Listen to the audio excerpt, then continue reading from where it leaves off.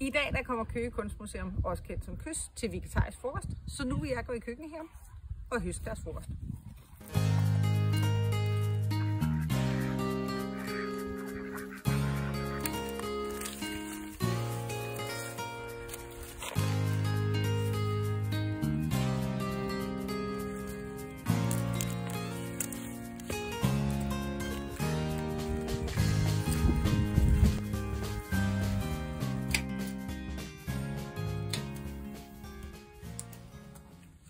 Dagens menu er squashtærte af egen squash, og der er en glutenallergiker imellem, så derfor er jeg lige ved at lave en glutenfri version lavet med rismel.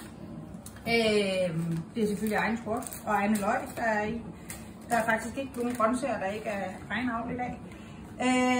Så er det en tomatsalat med hvidløg og basilikum, og så er det Hokkaido-græskar, der er bagt med noget ost og noget mascarpone.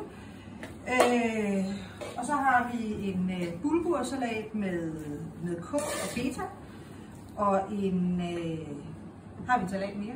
Tror jeg nok, har vi. Jo, vi har en rødbede og gulerodssalat, som er med en sojadressing med ristet sesamfrø.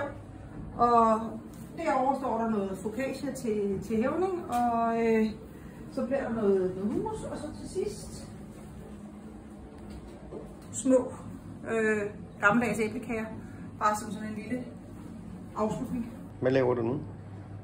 Jeg laver græskar, der bliver bagt i ovnen, lige forbagt lidt, og så til sidst så kommer der en blanding af revet parmesan, tom de Savoie og mascarpone henover. Så river jeg lige lidt frisk muskat ned henover.